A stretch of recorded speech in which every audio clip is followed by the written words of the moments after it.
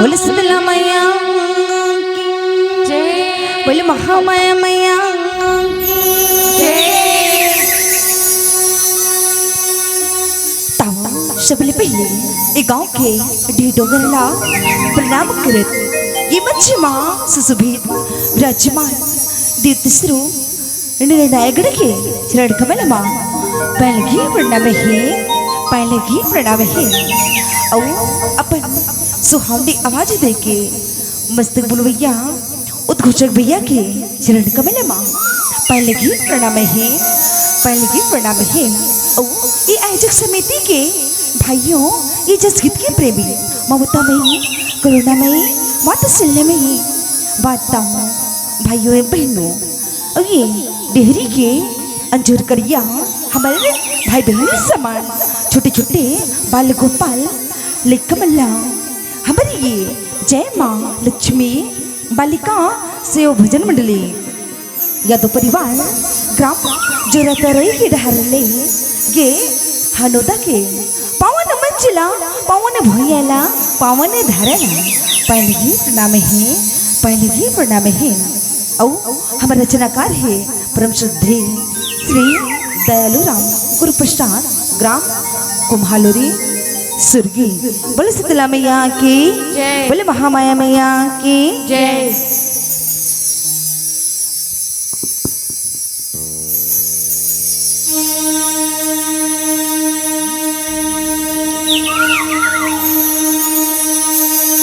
बोलो पर्वत याद आए बोले महामाया मैया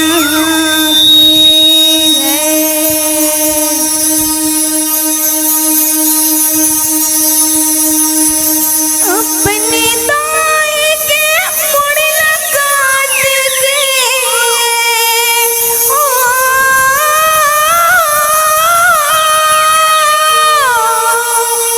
अपने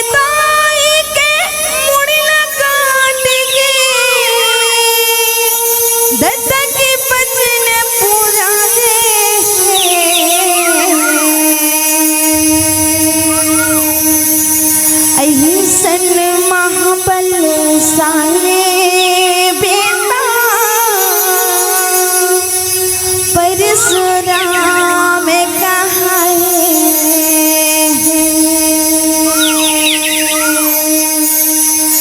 ऐसन महाबलशाली बेटा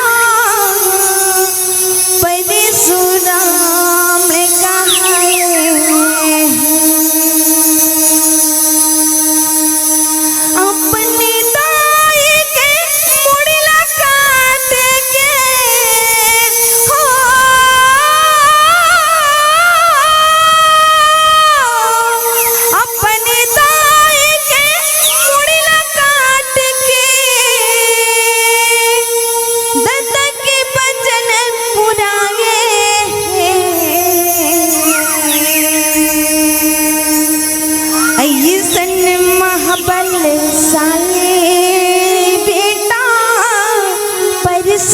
परशुराम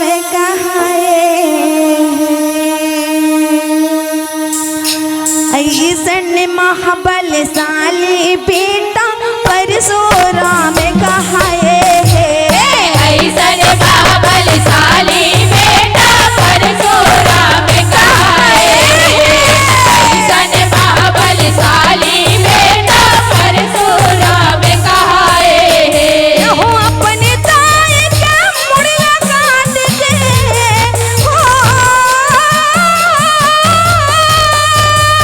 अपने दाई के मुड़िया काट के दादा के बचन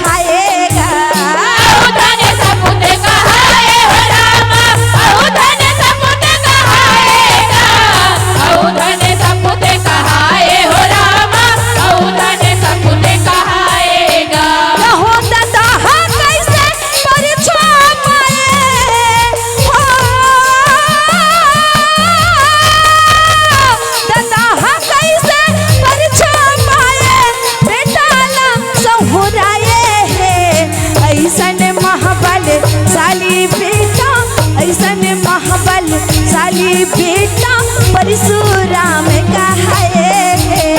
ऐसन महाबलशाली बेटा परशुराम कहाए। ऐसन महाबलशाली बेटा परशुराम कहाए। हो जमदगी ने नावे ऋषि रहाए, रेणुका नारी कहाएगा। पाछे अमर ओ कर है गनाए, बेटा कर में माँ पाएगा। बेटा कर में माँ पाए हो रामा, बेटा कर में माँ पाएगा। बेटा कर में माँ पाए हो रामा, बेटा कर में माँ पाएगा। यहो परशुराम हाथ छोटे जनाए, हरिहर सिंह जनाएगा। छठे वारा में अवतारे है आए, जौहर जोई धरा हाएगा। जौहर जोई धरा हाय हो रामा, जौहर जोई धरा हाएगा। जौहर जोई धरा हाय हो रामा, जौहर जोई धरा हाएगा। यहो बैसाख महीना अंजूर के आए,